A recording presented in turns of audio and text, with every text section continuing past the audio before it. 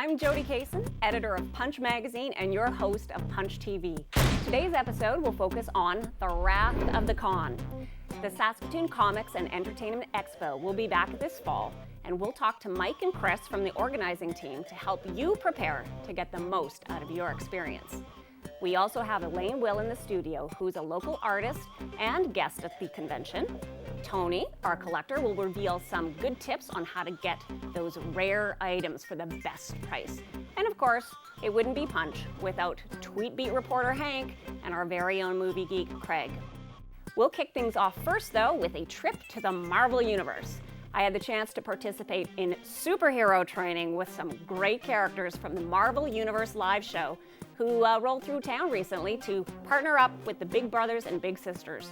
All the kids who participated won passes to the show, and the winning team got to be part of the show. So here's a little taste of what I experienced.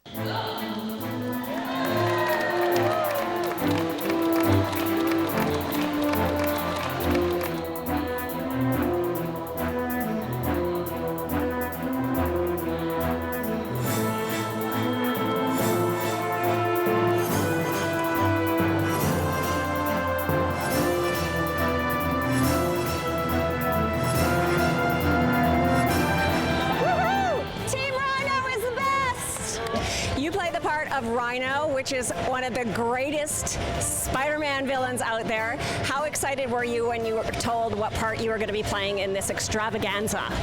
I was very excited because it's never been done before. It's the first Rhino being live on stage, being the ruthless, the strongest villain coming live on stage in front of the audience. It's amazing. Get us a good lead.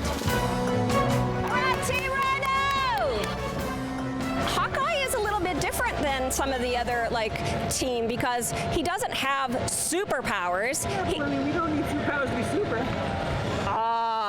We don't need superpowers to be super. That's a good lesson for any of us to learn. At least he has a bow and arrow. Good job, Hawkeye. Thank you.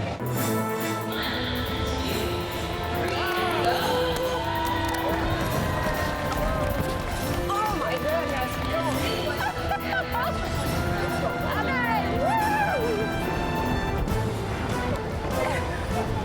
I feel like I'm in the Marines. Awesome! I'm from Russia, so I used to watch the cartoons, X-Men, every Saturday and Sunday. It was once, twice a week, and I would wake up in the morning just to watch those cartoons. I grew up being the biggest fan, and once I got older, watched the movies, read the comics. It's been amazing being part of this. I can't remember the last time I jumped rope.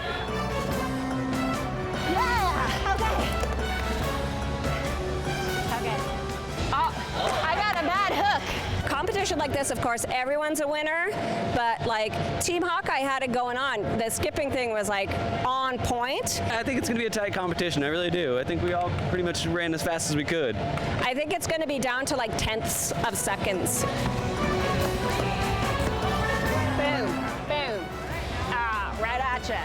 What do you feel is the most important thing that for someone who wants to volunteer with Big Brothers or Big Sisters to know ahead of time? Just that they're going to have lots of fun. It's a great organization. The kids have a blast doing things. Yeah, it's super fun. What was your favorite part of today? Everything. Everything. It's a great opportunity to meet the kids of our community and do something really positive. For events like these, what's your favorite part so far? We all get to have fun. We get to meet our superheroes of our own, and we get to give back to the community a little bit. That's awesome. Well, we're very grateful that you are in our town and doing your part to help out our community. It means a lot to all of us. Thank you for having us.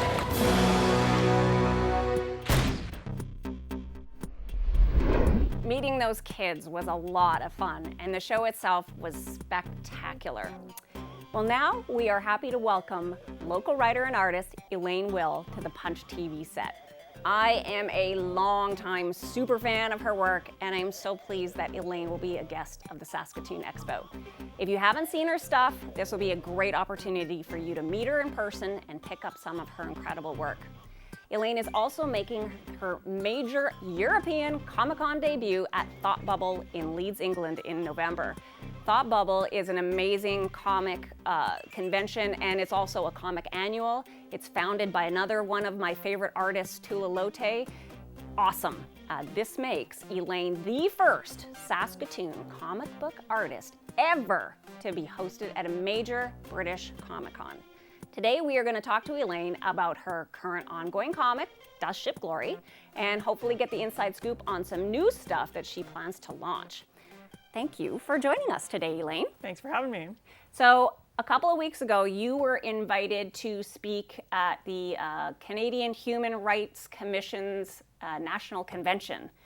Why did they choose you, and what did you talk about? Well, I think because they were fond of the anti-bullying theme in my work, and they're strong advocates for marginalized groups, including but not limited to those with mental illness. So yeah, I was super honored to be asked, and it was a lot of fun. It went really well. Your book, Look Straight Ahead, has had really rave reviews.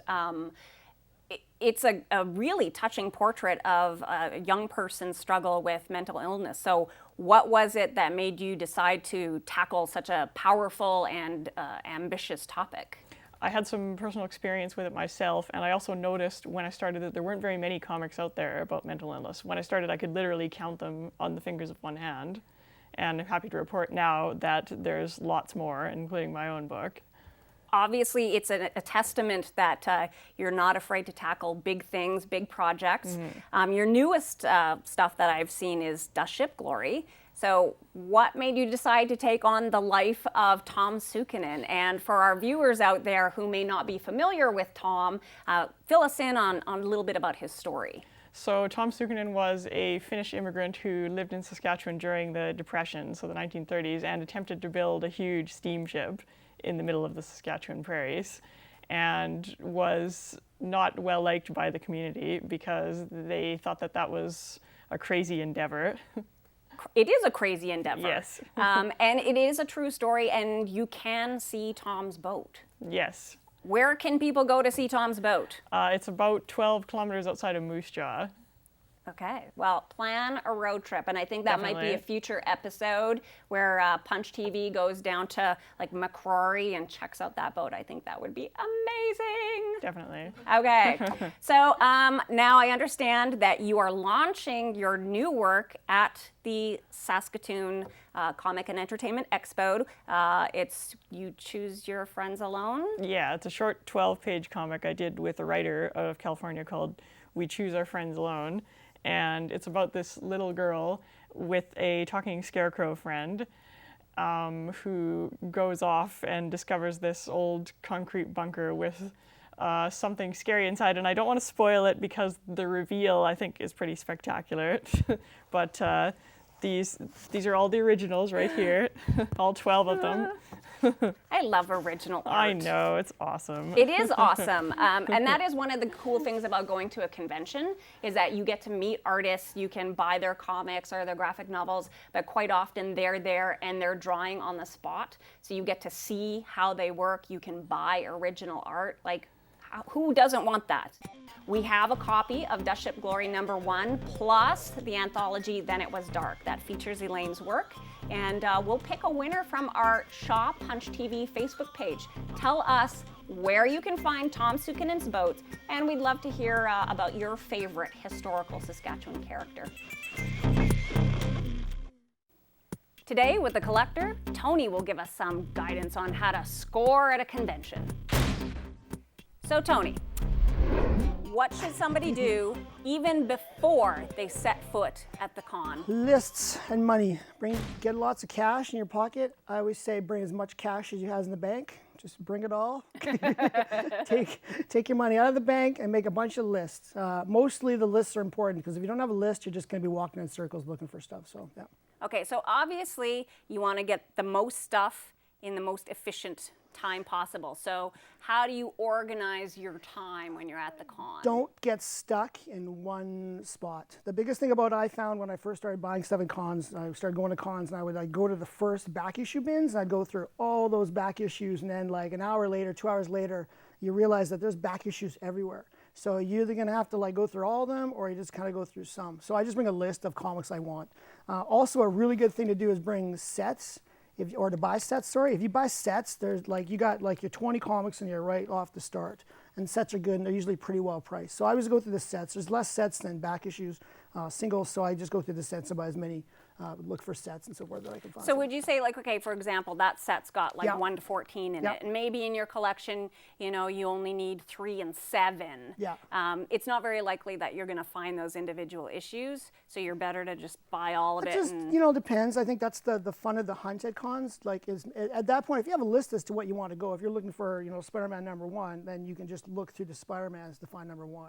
If you're not sure, then you're looking through all the, you know, all the books everywhere. So yeah. okay, strategy-wise, when it comes to, okay, say you are looking for Yes. that set, Yes. and you find a guy and he's got it, but maybe there's like 6 or 7 different guys who might also have it. Yeah. Is it savvy to like go around and kind of price compare? I always do this. If I go on eBay, if you go to things that are already sold items, if you go to eBay and you go to sold items, you can pretty much like type this in, like Spider-Man #1 to 14, and go to sold items, and you're gonna have a pretty good price as to what people are paying for it, because that's what it's worth. Okay. If someone's paying $40 for it and someone's paying $20 for it, obviously it's, you know, there's a bit of a difference, so it's probably worth more like 30. So if you do that, a lot of guys will go into cons and they start like dickering right away. Like as a retailer, and I've been a retailer for a long time as well. If someone comes in and starts dickering, to me it's kind of like, you know what, I set these prices for a reason. If you buy lots of stuff, the guy or the woman would come in and she's usually like, hey man, you bought a bunch of stuff, here's like a good deal.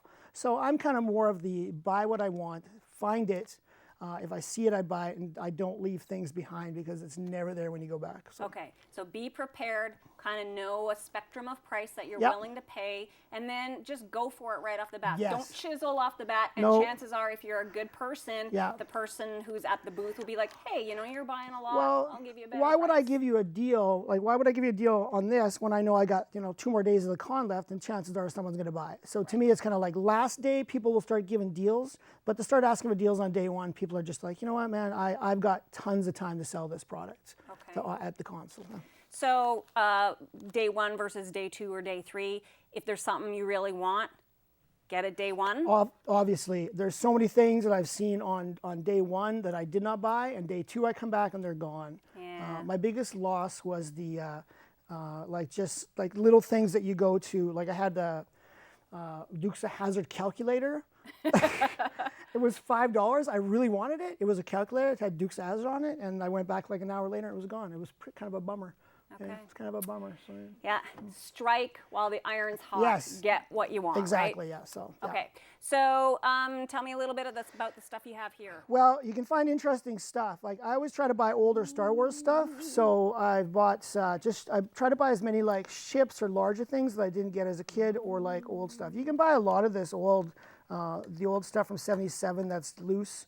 It's really inexpensive and it's easy to get home. Sometimes I find really cool stuff like the Stormtrooper. This thing is beat up. It's turned color. It's like worth nothing, but it is awesome. I love it. He's got a lot of character. He's got a lot of character, and he's missing a hand. Yeah, Yeah, he he's just the got story. damaged in battle. He's got damaged in battle. I picked this up. This is a picture of Carrie Fisher for the Rolling Stone shoot that she did right back in 1970. I think it was 1980 after they did Return of the Jedi. And she did this photo, and I picked up with frame. I picked up for $10. It was like the find of a lifetime. And Smoking. yeah, exactly. So yeah. So I really enjoy just going out and finding things, and yeah. It's enjoyable if you can just, you know, stay away from new stuff. I think if you start buying new stuff, that's the kind of stuff that you can get at any comic store. Right. So you buy stuff that either you know you'll never get again, or you know, stuff that's kind of fun and old. So I always go with the fun and old. It's just easier. So. All right. So bring lots of money. Bring a list. Be prepared. Kind of know what things are worth. And have a good time with the people at the booths. If you treat them right, they'll treat you right too. Those are awesome tips. Thank you. Thank you very much for joining us You're today. welcome. I'll see you next time. You betcha. Hello, lovely ladies and gentle dudes. My name is Hank, and I am back to dish out some sweet tweets for you. That's right, this month on Tweet Beat, we're going to be talking about those pesky little critters that'll ruin your picnic. We're going to take a trip to Camp Firewood, and we're going to go to Riverdale. Riverdale? That's where Archie's from. Maybe we can see him. And maybe Betty and Veronica. Maybe Jughead. Maybe Mr. Weatherby. You never know. Ant-Man, currently in theaters. Tiny Robin Hood saves the day with help from larger-than-life product placement. Hank scores it an 83 out of 100. Hashtag lose the wig. No, really, like lose the wig. New Archie #1. Riverdale power couple Betchy break up and gossip infects the school. We need the truth. Hashtag lipstick incident. Wet hot American summer. Teenagers in adult bodies have an epic time saving their summer camp while hosting a musical. Hank scores it 88 out of 100. Hashtag Zoot Suit. This tweet was sent in from friend of all things Punch, Mr. Mike Fisher. Mike says, I've had colonoscopies that were less painful than Fantastic Four. It's more like Fantastic Bore. Oh, snap. 21 out of 100. Hashtag just saved you 12 bucks. This one was sent in from one of our younger viewers, Mari Mae Kershaw. Alpha and Omega family vacation.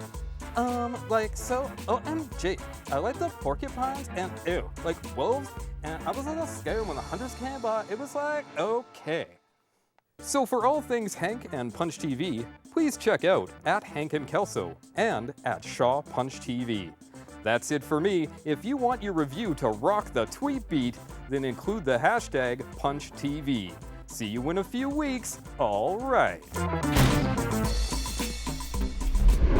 Now we have in the studio Mike and Chris from the Saskatoon Comic and Entertainment Expo. These guys are superheroes in my mind. They started this thing a couple of years ago when there was nothing in our community and have built it into an empire.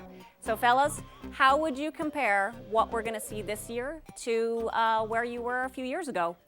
Bigger is the thing, which we can all agree bigger isn't always better, but in this case, it's just more of everything that we love about the show. So more artists, more media guests, more cosplay, all that kind of stuff. We can do more when there's more attendance in place, so it's really exciting for us. So what can convention goers expect to see? Well, they can see, as Mike was saying, an expanded artist alley with more creator guests. We actually have a dedicated area this year for cosplay called the Cosplay Corner. We're going to be having a kids zone area for families with kids to come, give them something a little more to do, as well as some video gaming and some tabletop. Excellent. I was going to ask if this is a kid-friendly environment that is like families Absolutely. can come to. Definitely. Awesome. So, okay, costumes. So you encourage people to dress up, yes? Absolutely. The more, the better. Yes. Awesome. What are you doing this year? Are you going to cosplay this year? I am cosplaying as frazzled expo organizer. No sleep. Yeah. No, absolutely. It's honestly, it's one of the parts I look forward to the most. The creativity astounds me. People spend months and months and hundreds of dollars on these costumes. So there'll be a big costume contest, bigger than last year. Prize money involved, all kinds of cool stuff. So that's one of my favorite things, and it always packs the house. Like we always have standing room only for the contest. Yeah. So yeah, it's awesome. Okay, folks, get started on your costumes because there are awesome prizes to be had, and also lots of attention. People will stop you to take your picture, and you get to meet fellow fans because they obviously identify you right off the bat because you share a common passion for whatever TV show or anime that it is. If you're wanting to approach a cosplayer or somebody dressed up in a cosplay about taking a photo, just use the golden rule. Treat somebody how you'd like to be treated. Be polite, ask their permission, and don't assume, because we all know what assumptions get you. Okay, cool. So another question for folks who are, maybe attending for the first time.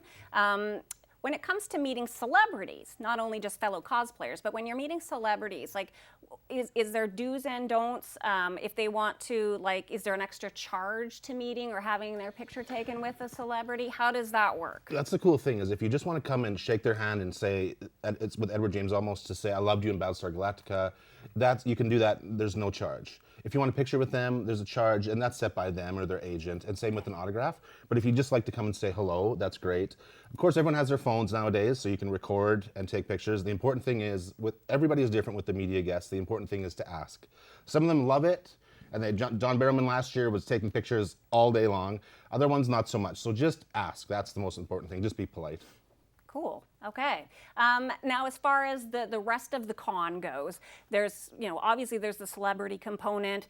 There's lots of vendors there. So what kind of things can people expect to be able to buy?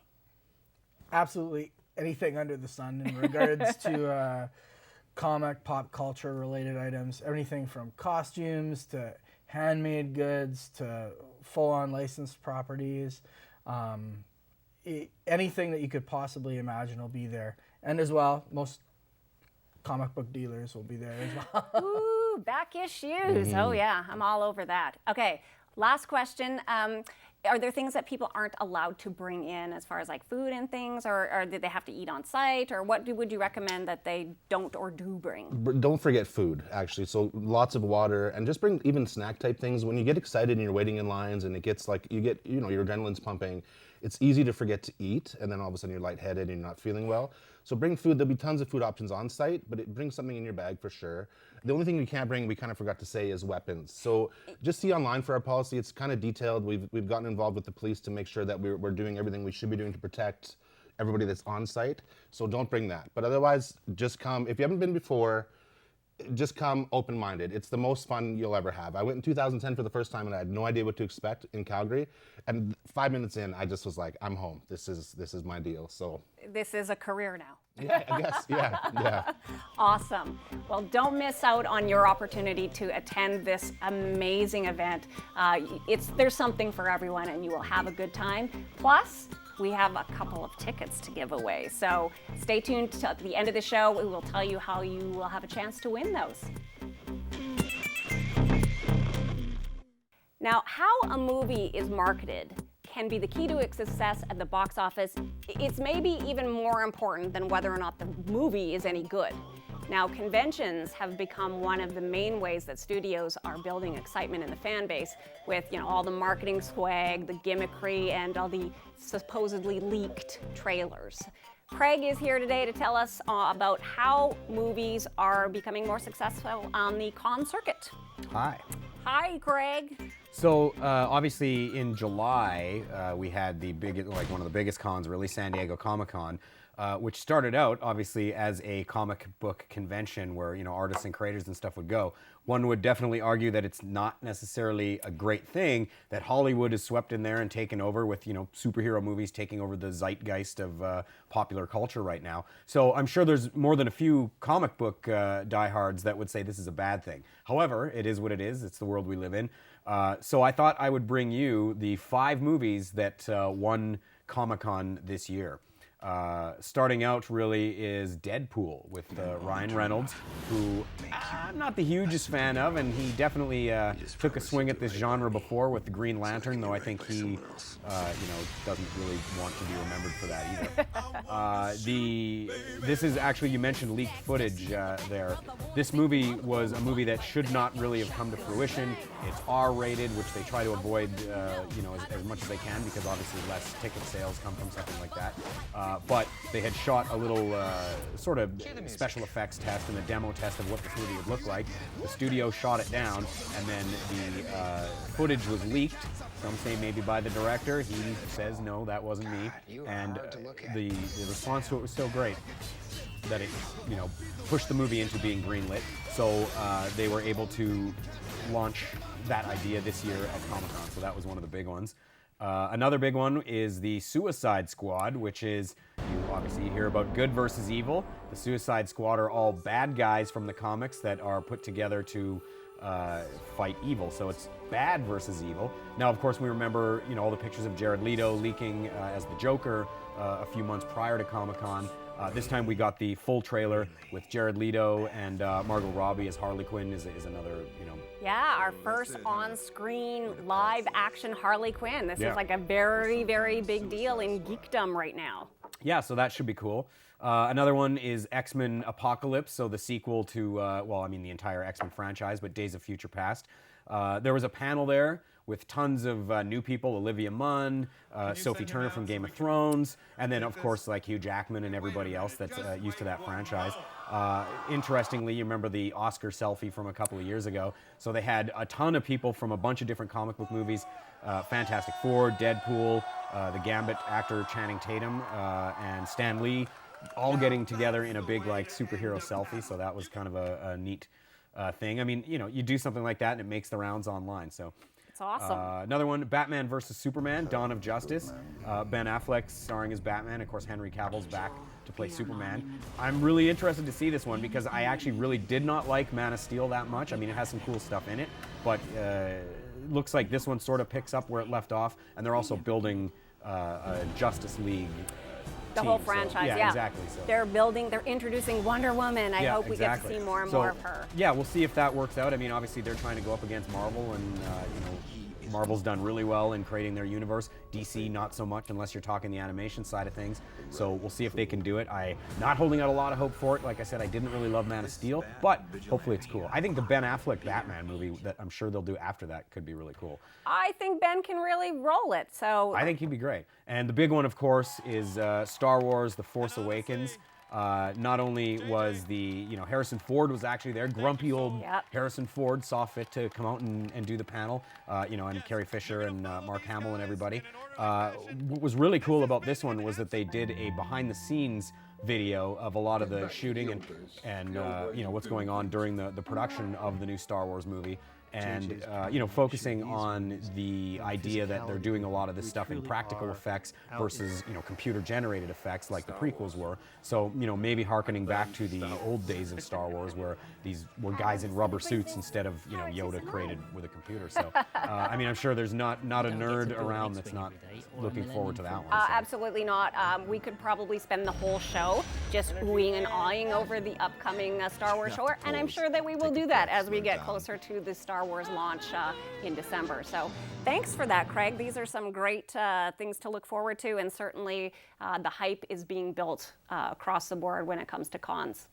Punch TV is brought to you in part by Amazing Stories, providing Saskatoon with comics, games, toys, graphic novels, t-shirts, and more for over 22 years. Online at AmazingStoriesComics.com, in person on 8th Street in Saskatoon. Now don't forget to tweet your reviews to us at @ShawPunchTV and to comment on our Facebook page about what you liked and what you'd like to see in the future. You could be a lucky winner of a gift certificate from Amazing Stories Comics, a pass to the Saskatoon Comic and Entertainment Expo, a copy of Then It Was Dark and Dust Ship Glory #1 by Elaine Will, and a great loot bag provided by Marvel Universe Live. Until next time, keep your dukes up.